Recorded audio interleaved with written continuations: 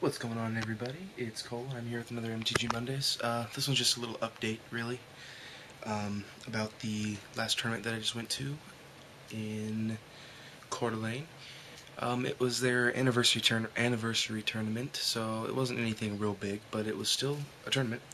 I brought my Blue-Black Titans. It didn't do so well. I fought a lot of Tezzeret decks, and I fought a Valakut deck that I was going to sideboard for, but then at the last moment I switched out some cards, and I should have kept it the way I had it, but you learn. I also fought a red, white, green, so Naya Cobblade with like Vengevine and stuff. It was pretty cool. I won. I went 2-2, I think, is what I did, and then I dropped. My friend that I took with me, though, he top aided. He got, I want to say, 7th place. He went undefeated all day. He 4-0'd, or he 4-0'd all the way into getting to the top 8, and using a pretty not standard deck. The deck that he used was one of mine, because he doesn't actually have a standard deck of his own, and he used my White Knights. That's my iPod doing funky things. Anyways, so yeah, he used my White Knights, which was a shocker to a lot of people. First game he played a black, blue, red Planeswalker deck with not Karn. Wow, I've just been looking at a bunch of spoilers. I don't know if they're real or not, but he played a black, blue, red Planeswalker deck with Jace, Koth, and Tezzeret in it. And the deck looked pretty good, but it couldn't handle the Knights. And that made me laugh, because the guy was telling us, oh, I just spent a lot of money on this deck, and I just had to spend all the money, and blah, blah. Anyways. And then my friend kicked his butt. Anyways, after that, he played, the person I played my first game, he played a black-blue Tezzeret deck. That was a pretty good deck, actually. Ended up beating that. He lost one game, but he won the match. Then he played another deck. I don't remember what it was, though. 2-0'd that one. He played another control deck and 2-0'd that one. So, this deck did really freaking good just because it came out of nowhere, And actually our sideboard choices were pretty good. I'm going to go over the deck too for you guys. So our sideboard choices were pretty good. We threw all them together too right at the last minute, right at the final hurrah of the whole thing. So, yeah, so he did pretty good, and I did alright. I know some changes I'm making to my deck. It's not going to be a Blue-Black Titans. It's going to be the Blue-Black Infect, and I'm going to be running, like, Sphere of the Suns and stuff, but, so look out for a update on that deck. And right now we're going to go into the White Knights deck tech. Alrighty, guys, here's the deck all laid out. I'm trying a new look for my deck techs. I don't know if this is any better or not, so let me know. I'll start with the lands first. There's 2 Tech Edges. 1 Emaria of the Sky Ruin, only because I only had 1. It would have been 4. And the rest are plains, for a total count of 23 lands. Next we have some cheap knights. We've got our Student Warfares, 4 of those. 4 Quarter Paladins, which, after he played it, he said that he would take these out because he found himself sideboarding these out more than anything. 4 Mirran Crusaders, which were just amazing. And 4 Heroes Bladehold.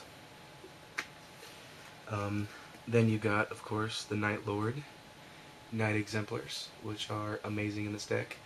Indestructible Knights are just really fun. Then we got a couple flyers, our Leonin Sky Hunters, which are also knights, and pretty big bombs once they hit Victory's Herald, with all these fast little creatures coming out here. So that's the Knights portion part of it, minus the Victory Heralds. Next is a utility creature that we threw in last minute because we knew that there was going to be a lot of Cobblade, a lot of all the dumb blade decks, and a lot of Planeswalker decks. So we threw in a playset of Leonin Arbiters. This really shut people down. I mean, immensely shut them down. He played. Oh, that was the other game he played. Was Rug. He shut this Rug list down. Just shut it down, because all his ramp spells had to be paid 2 more, and this deck does not search at all. So, unless you sideboard, and I'll go over that afterwards. And then we got a couple equipments here just to help out. We've got 2 Bone Hordes and 2 Darksteel Plates. Now the Darksteel Plates are actually really nice in here. They're basically a second Knight Exemplar if you don't have it. So you just equip that on there, blam, you're golden. Sorry, I'm trying to get used to this angle here. And then we have our Mass Wipe abilities for when you have the 2 Knight Exemplars, or the Knight Exemplar and the Darksteel Plate. 1 Phyrexian Rebirth and 2 Day of Judgments. This would have liked to have been 4 Day of Judgments, but I only had 2 at the moment, and I thought Phyrexian Rebirth would be pretty good. He only used it once, and it was a 4/4, so that's not bad for wiping your opponent's board, I guess. So that's the main deck, and the playing of the deck is extremely simple. You just play cards and say go, and then bash face. That's pretty much the whole entire deck. The sideboard had a lot of pretty good tech in it for what we saw at our tournament. We thought the element of surprise would be kind of funny. Them seeing just a straightforward fast Knight deck, and then surprise them by bringing in, 4 quests for the Holy Relics. I've got the other one here somewhere. 4 quests for the Holy Relics, and 2 Argentum Armors for that, and 2 Kemba, Ka Regent, to go along with those. That was a pretty good surprise tactic. Nobody really expected that. And then you can bring in a Basilisk Scholar too. And then we had just a couple protection cards, really. Brave the Elements was also a winner that was always brought in. Landline of Sanctity was really good against Rug. We only had 1 Phyrexian Revoker. This actually would have made it main deck if we had 4. I couldn't find any of my other ones. I know I have a couple, but this is the only one I could find, so it made the sideboard. And then the star of the sideboard was this card, Luminarch Ascension.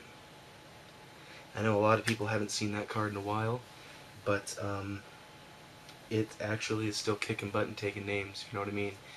It still just shuts out control decks. I saw him single-handedly win a game just because of this card. Second turn he played it, or first turn it got duressed out of his hand, so whoops, that's gone. Second turn he top decked one and got to play it, and the guy pretty much just gave up after that. So that's the deck list, guys. It's pretty solid for just those standard white weenie Knights. The sideboard was just really funny.